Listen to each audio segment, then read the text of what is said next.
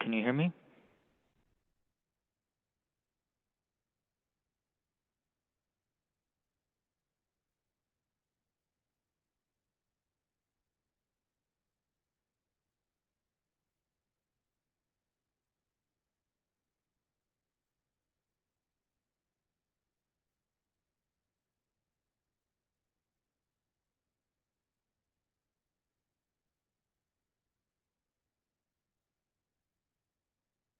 It's open. I see you're in. Oh, got it. There we go. Sorry.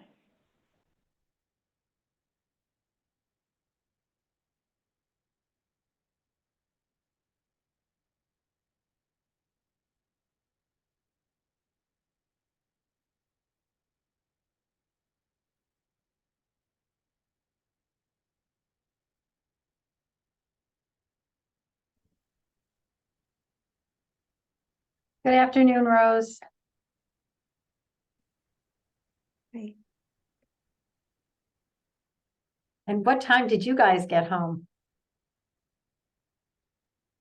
Sorry,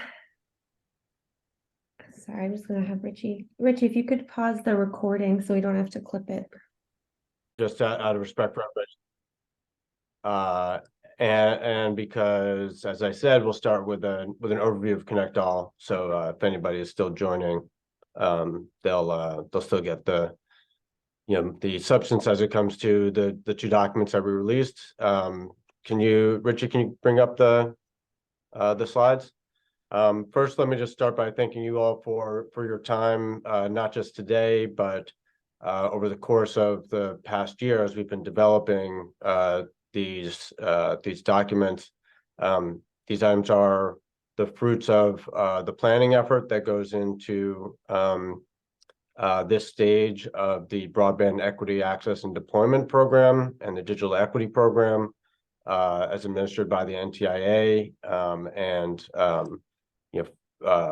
by the ConnectALL office for the state of New York.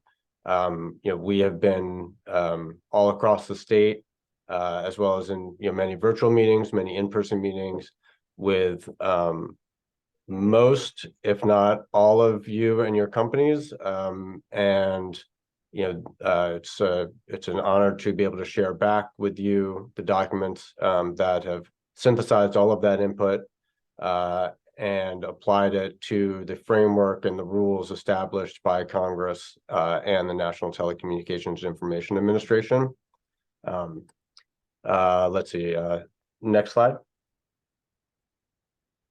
So again, what I'll go through is a brief overview of ConnectALL. Then I'll describe what's in the New York State Digital Equity Plan that is open for public comment. I will go through the broadband deployment initial proposal, and then I will make sure that you've got the information on how to submit a public comment on both documents.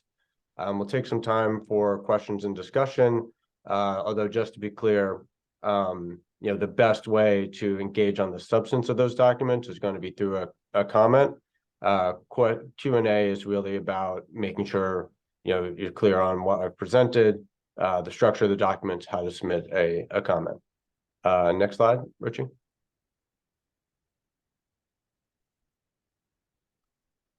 ConnectALL overview. Next slide. So ConnectALL includes 5 signature programs as established by Governor Hochul. So Governor Hochul established ConnectALL. You can go to the next slide, Richie.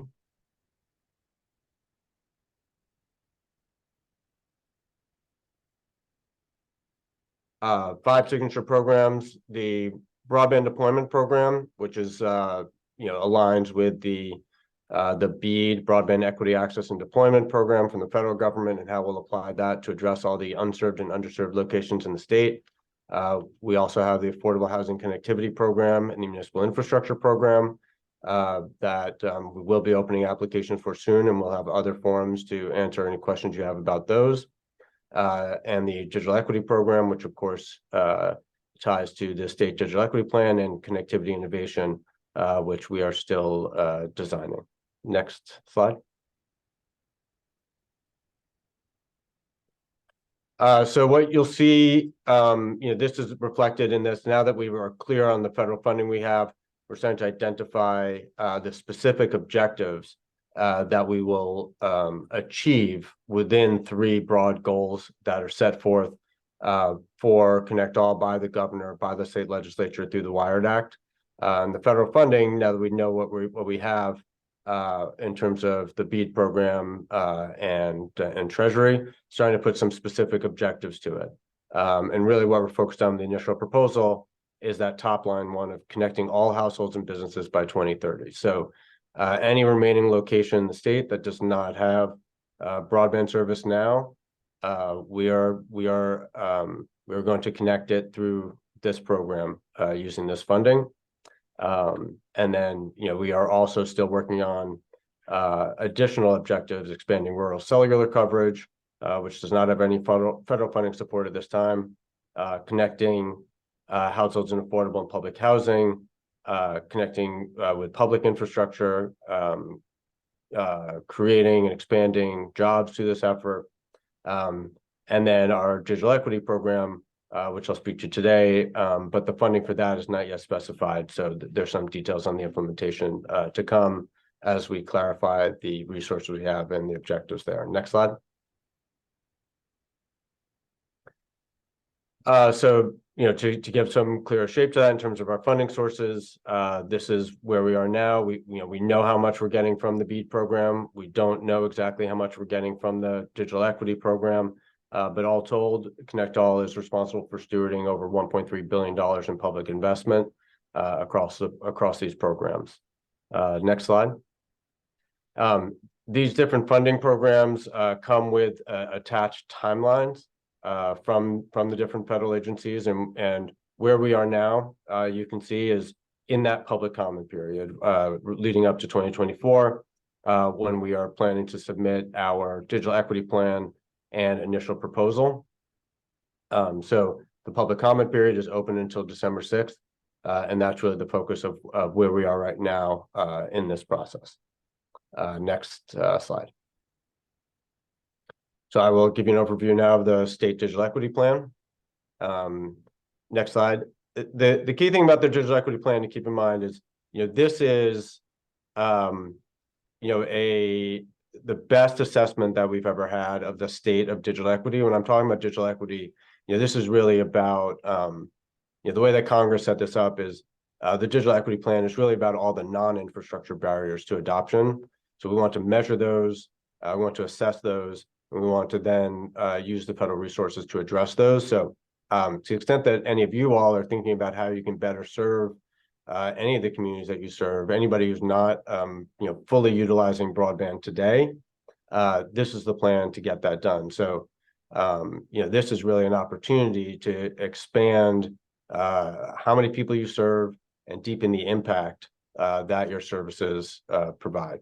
So the components of the digital equity plan, the executive summary, the unified vision that describes, how we're approaching digital equity from a strategic standpoint, the current state, both an asset inventory, the best ever compilation of resources, potential partners for you all across the state, and a needs assessment, the result of focus groups, survey responses, public listening sessions, and other data that we've collected to determine where some of the needs are for particular populations in every region of the state, how we've approached public engagement, and then a high-level framework for how we'll approach implementation. And you can see, again, the types of things we'll be focused on to address the needs, the types of strengths that we'll be building on, and how we'll approach implementation once we have the clear indication from NTIA of the amount of funding and the rules associated with that funding. Next slide.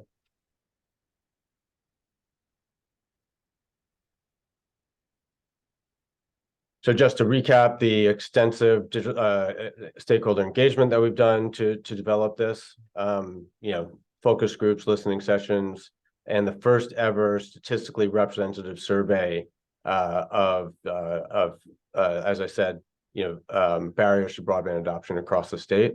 So really significant data that we've never had access to before in much more detail and a much more real time than we can ever get from census data.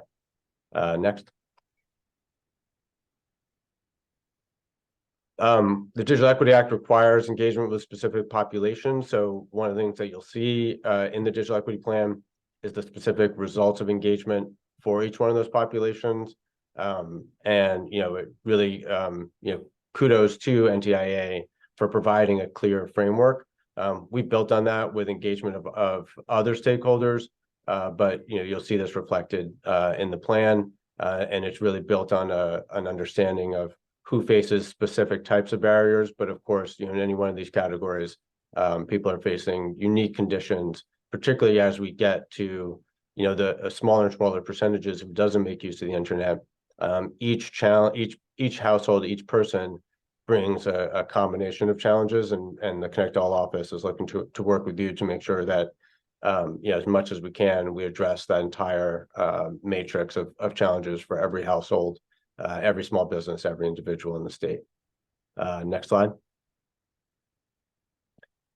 And the focus is not just getting people to make use of the internet, but seeing that it is having the effect of improving the state, improving our communities, improving people's lives through economic and employment opportunities, educational opportunity, access to health services online, increased civic and social engagement, which is crucial and certainly something the internet can enable.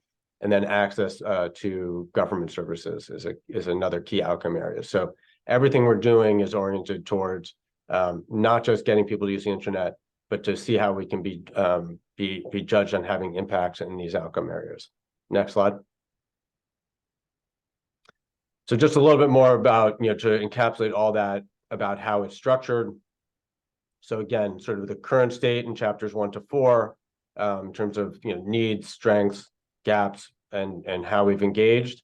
The 5 approaches to implementation, and some, you know, the 5 sort of categories where we'll have measurable objectives in terms of availability and affordability, access to devices and device support, digital literacy, assessing privacy and security, which you know, many of you won't be surprised to know this, but it is really impactful to see just how widespread and universal people's concerns about safety and privacy online are, and you'll see that data in the plan. And as I said, the accessibility of essential resources and services. And then we've, you know, laid out again, you know, how these all align towards achieving the impacts. Next slide. So how you can use this is, you know, look through the digital equity asset inventory to find partners and resources in your state, and we encourage you to be doing that now to you know, increase your impact in your communities and encourage adoption of your services. You can use the regional snapshots to increase awareness of the needs and the benefits of partnership. And then we also have digital equity coalitions, and you know, we encourage the continued collaboration around those coalitions, speaking to the members of those coalitions. On next slide, you can go to the next slide, and then also, you know, using the data to have further conversations with government leaders as well in your area. But we can share this contact information with you if you want to speak to the digital equity coalitions in your area. Next slide. And if you want to quickly, you know, click on the QR code, you can do that. But I think Rose also put a link, and we'll send it out after, about how you can comment on the digital equity plan. I'll get to that again a bit more later. So next slide, and we'll shift to the initial proposal. So the broadband deployment initial proposal. So next slide. So the initial proposal, funny thing about NTIA is what they call the plan, like the digital equity plan, or what we released before in terms of the 5-year action plan, is less the plan than it is the assessment and kind of a framework. The initial proposal, and in the future, when we apply for the funds, once we have that window open for the digital equity program, that's where you start to get more detail in terms of how we'll approach that. So there's more brass tacks in the initial proposal. It includes the process that we'll use, the map challenge process that we'll use to identify and finalize all of the eligible locations that we see as unserved and underserved, and through a process engaged with you all to do that. How we will approach defining project areas, although as we'll talk about, that isn't specified, but in terms of how we'll do it, how we'll approach eligibility and our selection and scoring criteria for BEAD grant applicants, and then the types of requirements that we'll have that comply with and build on the requirements that are required by NTIA. This is the roadmap for how we're going to invest $665 million in federal support. Although sometimes I don't like that the $665 million rounds up from 664.6 million, because I don't want any of you all to think I've got an extra $400,000 in our funding. Next slide. So we have these principles, and these are our digital equity principles, but we think of these principles as applying across all of our programs. So when we think about broadband service, we think about equity in terms of everybody should have access to broadband service, but also everybody should participate in a robust marketplace and really have the same ability to participate in getting online. Performance, we want everybody's internet connection to be of high quality. Choice, again, the benefits of consumer choice, and not just choosing between 1 and 2, but in terms of how you engage, how you purchase the internet, and make this driven by the user as much as possible. Certainly affordability is a key principle, and we know that is a predominant barrier for many people who don't make full use of internet service that's available to them. And then safety, again, that reflects just something that's frequently communicated to us. If people do not feel safe and comfortable going online, then none of the other principles are really going to matter to them. Next. And again, in addition to the engagement I described in the digital equity plan overview, and as I said, speaking with many of you, and thank you for that. We've also engaged with tribal nations, with a variety of industry experts and stakeholders. We've held different virtual forums on some of the topic areas, and thank you all for your time on that. And we continue to be open to meetings and getting your input, but of course now is really a great time for public comment and being as detailed as possible. So next. And we've done our best. Take a look at some of these terms. If you aren't familiar with the terms, it's helpful because there's a lot of jargon. The proposal is written in the form and language that NTIA will understand because we have to submit it to them. So, we have an acronym guide in the front of the initial proposal, and we have some of the key terms here so that, if you're not immersed in all that language, you'll be able to interpret how it applies. But again, I just want to emphasize that we've done our best, we think, to synthesize inputs from the incredibly diverse and robust broadband industry that we have across the state, the different needs in every region, and consider the existing conditions in terms of existing coverage, deployment and topography challenges, existing workforce, supply chain challenges. And the rules are required of us. So we think we've hit the mark, and that's why you're here today to get your feedback, to tell us what you think. Just two things on this is that where it says eligible entity, that's the ConnectALL office in the state of New York, and subgrantee are the internet service providers or others that will be applying for the funding under the BEAD program. Next. So as I said, we're really talking about locations across the entire state, $664.6 million, but the requirement is that we deliver a plan to NTIA that they can look at and see how when we implement what's proposed in the initial proposal, the outcome will be that every location in the state has broadband service. If it's unserved or underserved today, They want to know how we're going to reach it to serve it through this program. Current data shows about 149,000 locations as unserved and about 37,000 that are underserved, but that's going to change. We've worked with many of you to refine the map. We continue to participate in the FCC's broadband data collection system and submit challenges there.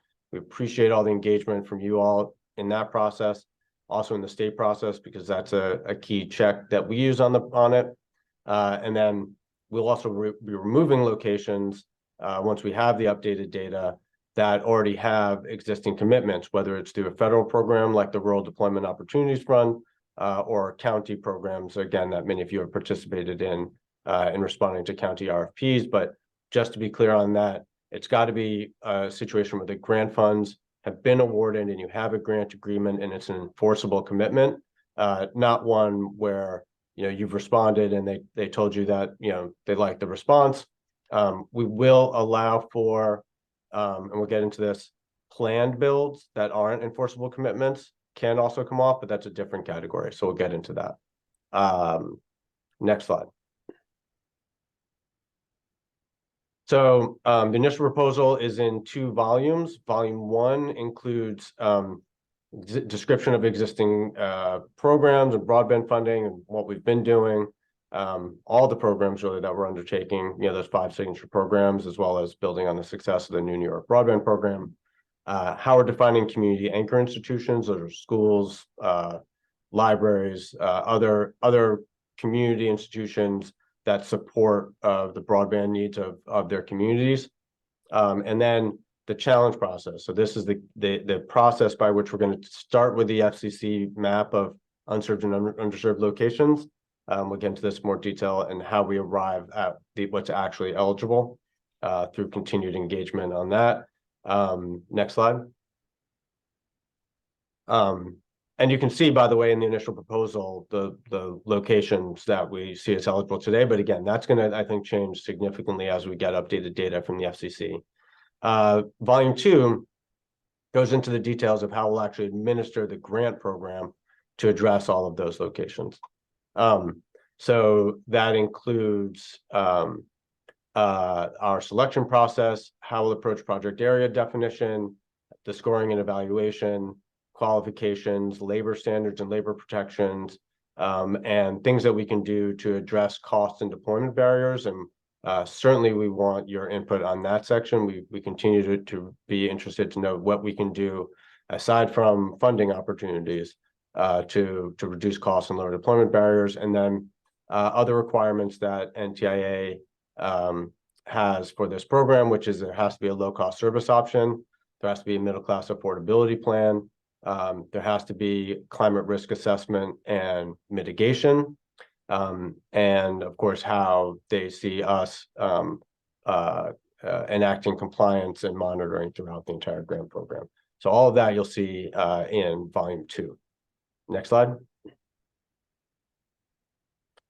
You'll also see the timeline. This timeline is entirely dependent on multiple points where NTIA will have to review and approve what we submit.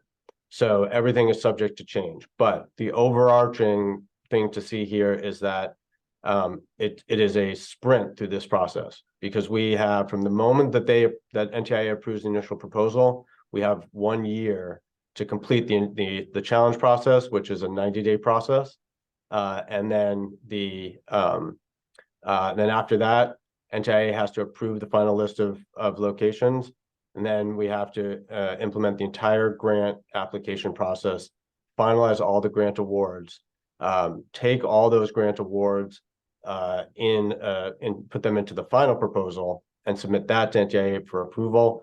After that is approved, for public comment, then for NTIA for approval. After that is when we will actually be able to begin making the awards with that $664.6 million. So, the applications that an internet service provider submits in mid-2024 will be, if awarded, will get funding and begin implementation in, hopefully early 2025. So it also means we have to think about a grant program that can be implemented, expeditiously, fairly strategically, but also expeditiously because we have a limited amount of time. And frankly, we're doing something that has never been done before. Every state and territory is engaged in this process, but no state or territory has ever done a grant program to result in 100% of their entire area being served at the end of it. So, this is quite the undertaking that we have to get done in a timeline, in a fairly aggressive timeline. Next step, next slide. So now let's get into some of the key topics that you may want to dive into and submit a comment on. First is how we will determine the eligible locations. So it starts with the FCC map. The state map is informative for us, but we are required under the program to begin with the FCC map and the locations that are shown on the map. First of all, if it's not a location shown on the map, it cannot be eligible. So if you look at the map, or if your service territory, areas you want to be serving, and you look on the map and there are locations that aren't on the map, you should submit a location challenge because otherwise you cannot get funding to serve those locations. Then we also have assembled a list of community anchor institutions, identified the ones that are lacking gigabit speed service. Those are identified in the initial proposal. Those are on the map. We remove everything that has that enforceable commitment that's already been funded through a different program. We can make other pre-challenge modifications. You'll see one that's in the initial proposal, volume 1, relates to locations that are served by DSL and only just meeting the broadband threshold. So that's something that NTIA identified as an option that we've implemented. If you think we should consider other pre-challenge modifications, you can do that. And then we will publish that list, run a challenge process, and that's where internet service providers, nonprofits, or different levels of government can challenge those locations.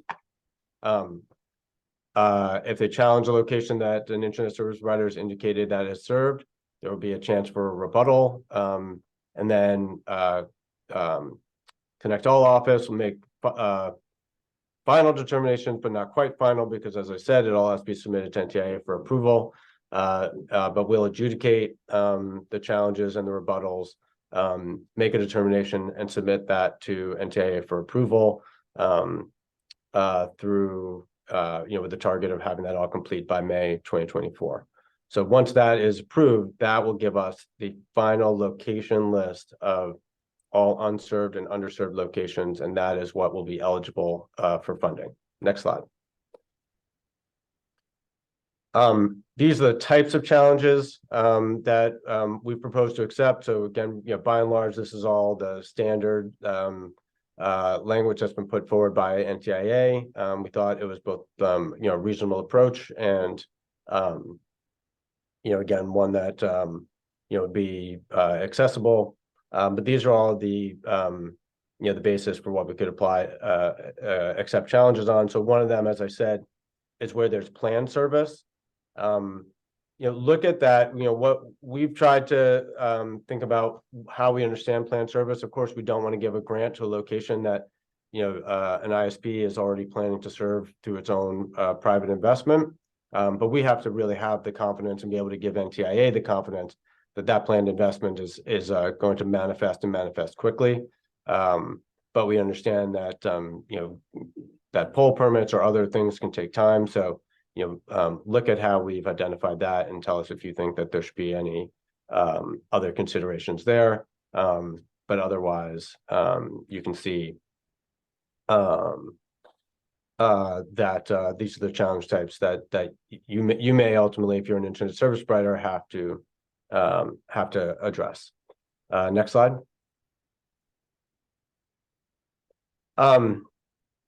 The other thing to be aware of is NTIA has allowed for what's called an area challenge and a multiple dwelling unit challenge. And these are essentially ways to account for patterns of challenges. So while individuals won't be able to submit a challenge, a unit of government or nonprofit may identify where multiple individuals or the evidence that they have indicates an entire area that is misclassified as served. And if there are six or more locations where there's a challenge about the particular technology and the particular provider within a census block group, that shifts the burden of proof to the internet service provider to document service for all of the locations in that area. And then, each individual location has to be evidenced to revert to being served. So the response to the area rebuttal will still be location by location, but it does shift the burden of proof. If there are six or more locations in the census block group, or 3 units or 10% of the unit count in the multi-dwelling unit. So, something to keep in mind, again, how the challenge process will play out and where, the burden of proof is on the challenger or, the internet service provider to demonstrate service or to rebut the claim of not having service. Next slide.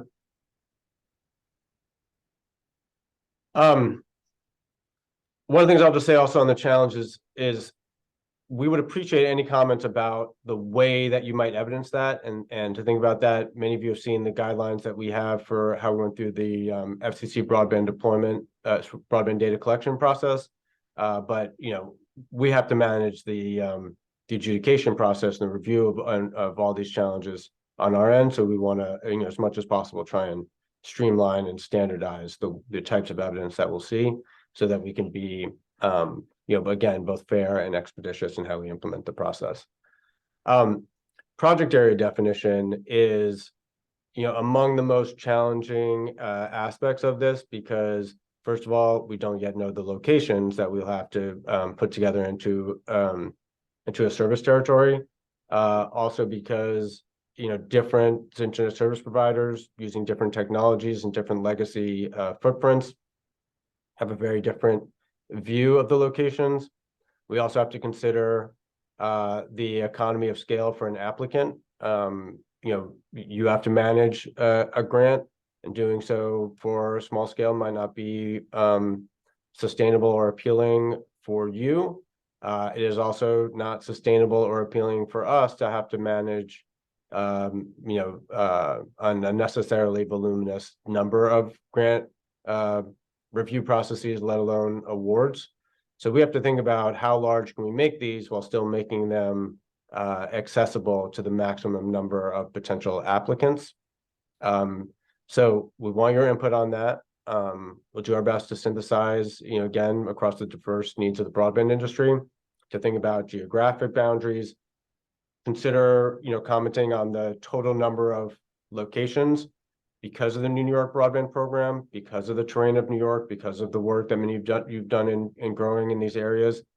There aren't too many, from what we've seen, dense clusters of unserved and underserved locations. There's some towns, but sometimes it's just a road or even just a home. So we have to think about how we bring those together into the right kind of coverages, right kind of grant areas and total numbers. Secondary coverage percentages is something that you'll see that we describe, because again, we can't spend all year negotiating, which locations are in or out. We absolutely want to minimize any cherry picking. Not that any of you would ever do that, but we do want to minimize how many households wind up not having a fiber optic connection to their home. That is the objective of this program. Governor Hochul agrees with that approach. That is the focus that we're bringing to it. But we also know that there are some locations where that is not technologically feasible, financially feasible, or would just bring the whole program beyond viability. So what we've done is we're requiring proposals for 100% of the locations in a service area, but we will also identify a secondary percentage in that project area that will be something below 100%, based on our own cost modeling that we think allows for something that before the cost curve really starts to go up. and we are accepting proposals at your discretion for that secondary coverage in addition to the 100% coverage in an area. And I'll explain how we'll do that, how we'll go through that process, I think, in the next slide.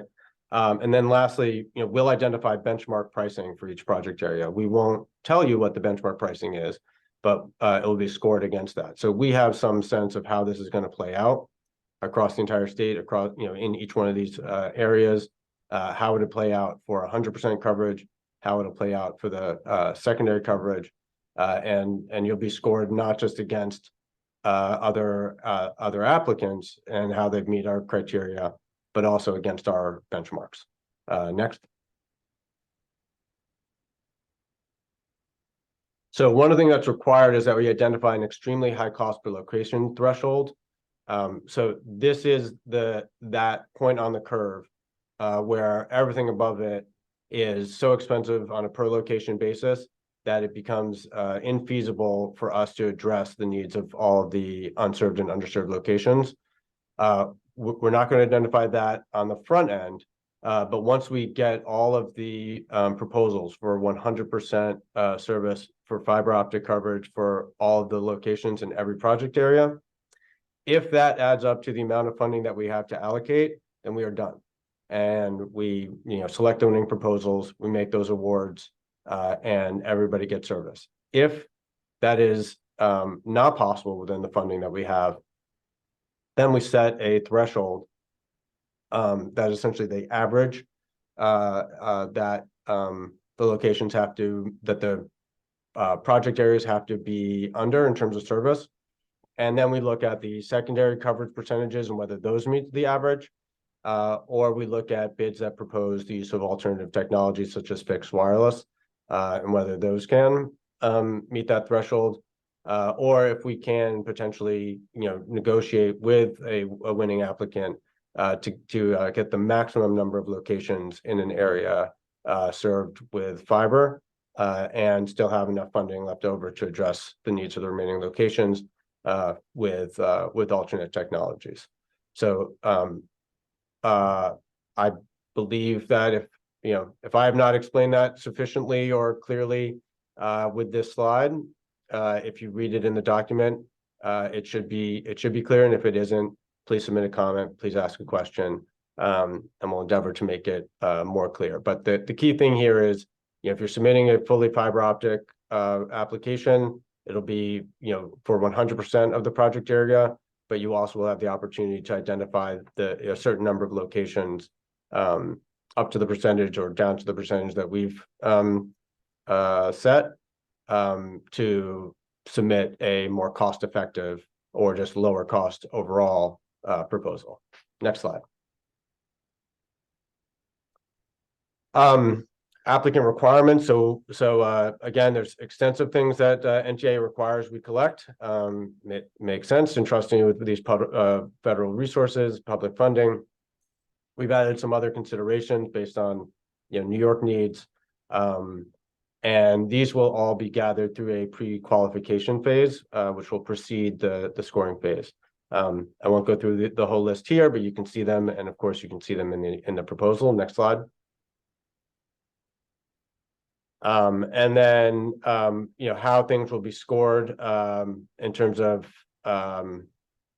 what would be in the scoring phase and what would be required to submit along with that. Other information about the organization, about the project, how we'll assess the technical specifications and evidence of local or tribal government coordination support, and project-specific financial commitments. Includes the required match contribution. Next slide. So this is the way all of that information will be scored. If you're not familiar with the requirements, NTIA has given us a set of 3 mandatory criteria that have to total 75 points. Maybe we should do this slide so you can see how much we can change and how much we can't change.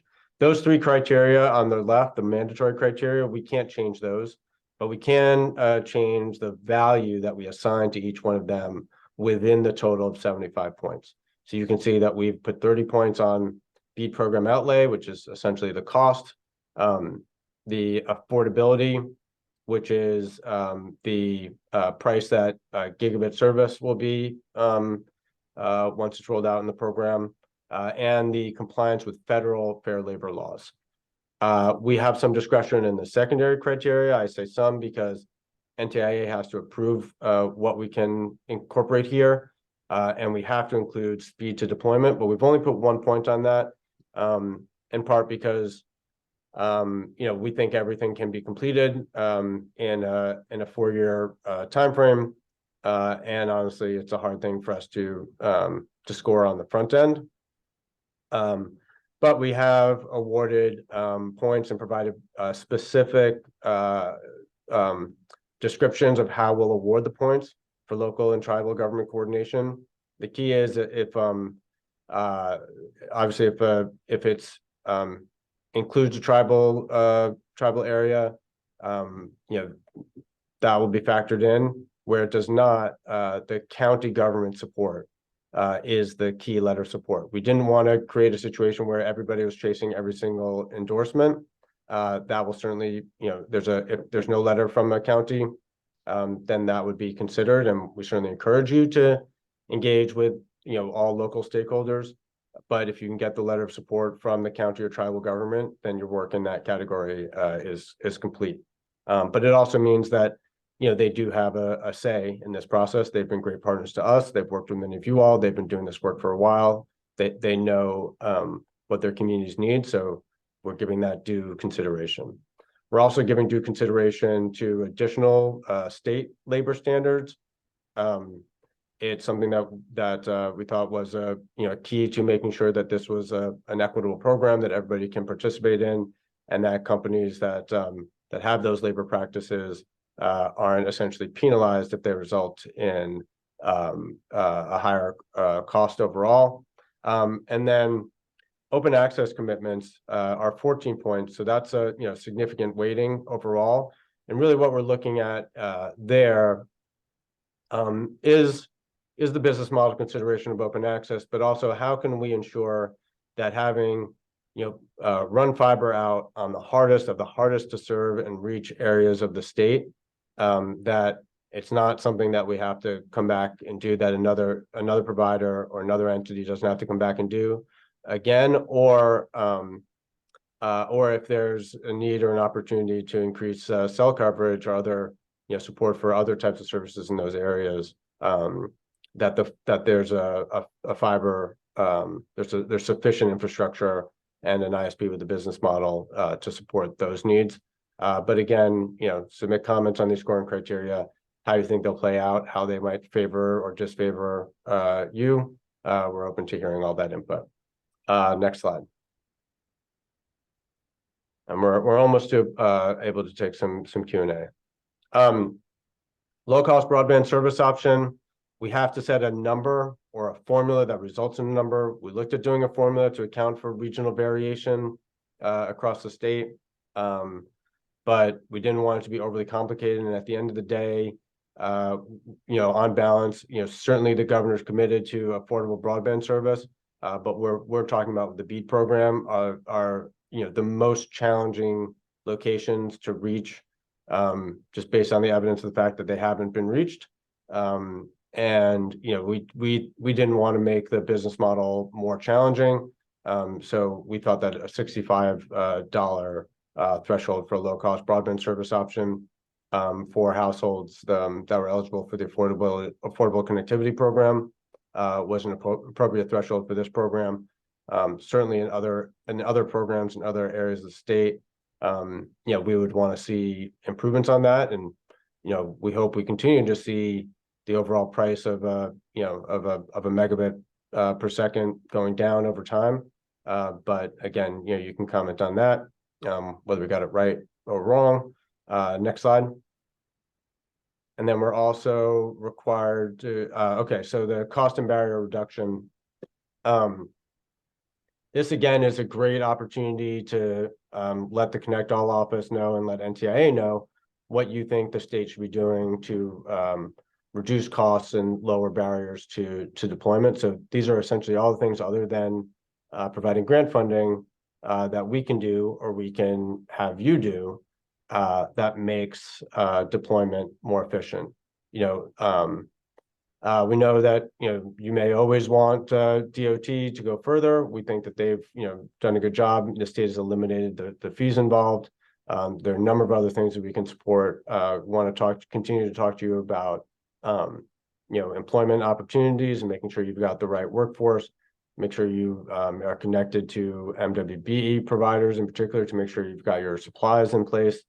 You may have seen the revised guidance for the letter of credit, so that should help on access to capital. But any type of technical assistance from some of you that supporting cybersecurity improvements, we're open to any of those discussions. Our resources are not limited, but all the more reason to submit a comment and let us know how to focus our efforts to support you all in facilitating broadband deployment. And of course, the benefits of these activities go beyond the grant funded areas. Next slide.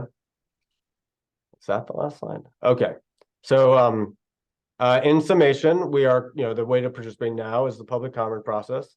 The first half of 2024, we'll have the challenge process, and then there will be the opportunity to apply. And then again, there'll be another comment process on the draft final proposal, and then 2025 will be, at least through this program, getting the shovels into the ground. Next slide. I think I'll just quickly go through how to submit a comment.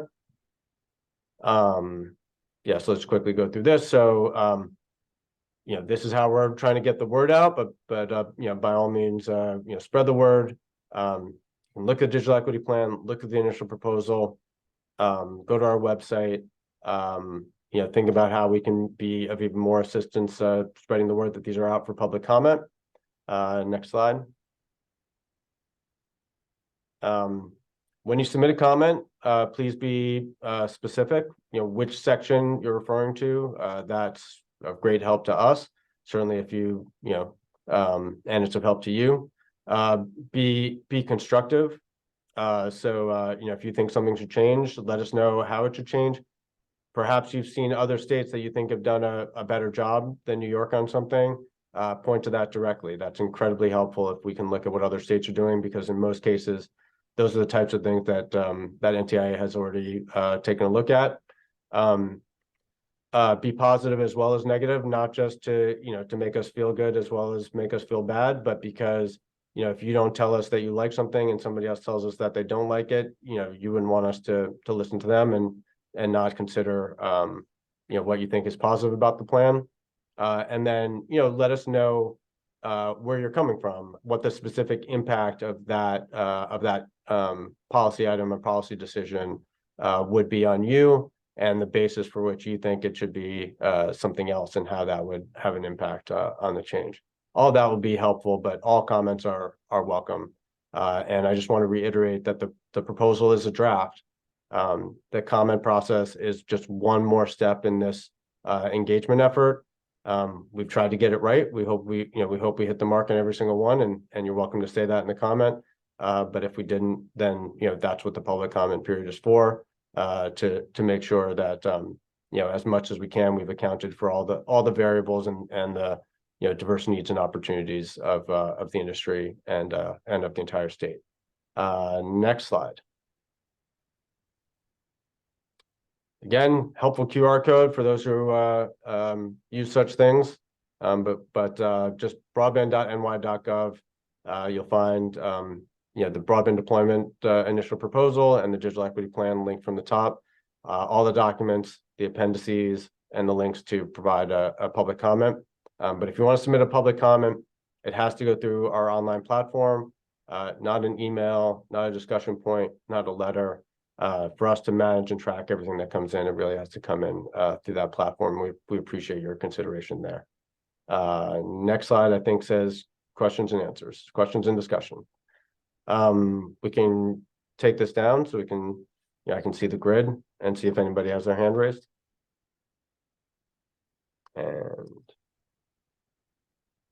And I know it's possible I either overwhelmed you with information or was so clear on everything I said, or you all have already read the document or are currently reading the documents and don't have any questions for me. But I will wait patiently for at least 8 minutes to see if anybody does.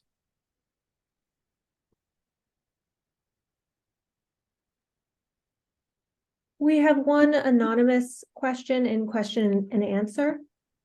Okay? Okay. Do you want me to read that out, or can you see that? I don't, let's see. I can't. All right, so regarding volume 2 and key management personnel resumes, thank you for listing the key management personnel for which an applicant needs to submit a resume to demonstrate managerial capability. Does an applicant need to submit an actual resume for each person, or does a brief narrative that includes the information specified in volume 2, expected role in the project, experience in the same or similar role within the communications industry, etc., suffice? Good question. If it says resume, assume that a resume would be required. If you think another standard or requirement should be applied, submit that as a comment.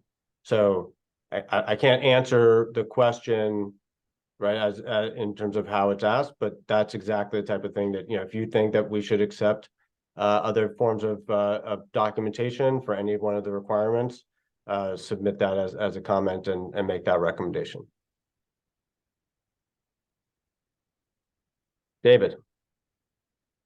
Yeah, I succeeded yesterday with a question. Let me see if I can duplicate it. How do you, how will ConnectALL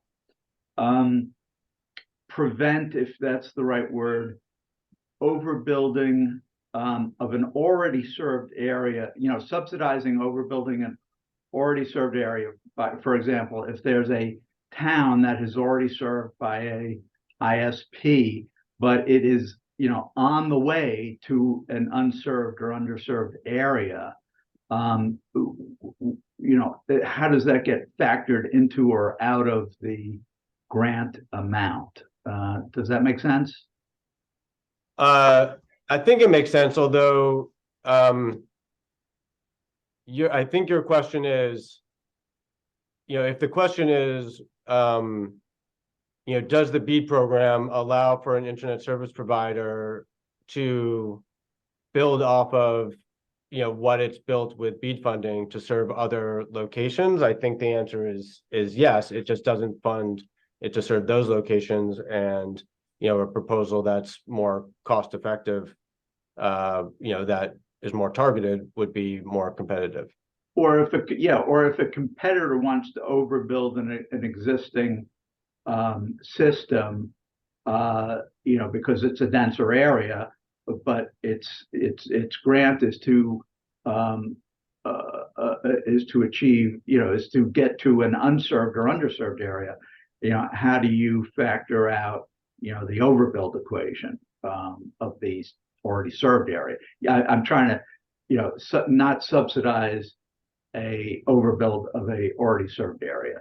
That's what I'm trying. I think the answer is, you know, the entity that's closer has a competitive advantage in submitting a proposal. But if that entity did not submit a proposal, then I hope somebody does submit a proposal to traverse that area to get to the unserved location. So, you know, but the program and, you know, the way that things have been built out is, you know, if somebody has built an area, but not built a particular road, you know, they are rewarded in having a competitive advantage because, you know, it will not cost them as much to serve that road. And, you know, using the criteria we have and the extremely high cost per location threshold, you know, we would by and large expect to, you know, wind up giving grants to that entity that is proximate to those unserved locations, but also has not built them of its own accord in the past. But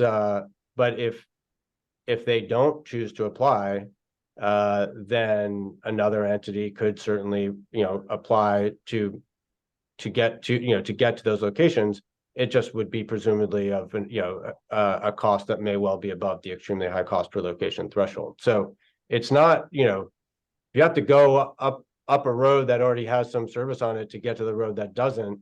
I don't think that that's prohibited. You're just not going to get funding to serve the locations along that road, but you wouldn't be prohibited from serving locations on that road, as I understand the program. So I think the answer to your question, David, is it's really one of the competitive process of the grants themselves will are favor the entities that already have existing and nearby infrastructure. But locations that already are served or already are funded are not eligible for for service in terms of drops and other costs associated with those particular locations. So if there's a question of the specific eligible locations, the challenge process gets that. If it's a question of, could somebody build through me to get to a location that I don't serve, the answer is yes. And you should keep that from happening by submitting a cost-effective proposal that meets all of our requirements. Thank you. So in terms of the Affordable Housing Connectivity Program, very soon, and we will have a separate forum to answer questions about that. And we appreciate your patience as we've gotten these 3 documents that are under the intense federal timelines out for public comment. And stay tuned for the Affordable Housing Connectivity Program, which we're eager to roll out along with the Municipal Infrastructure Program. Any other questions?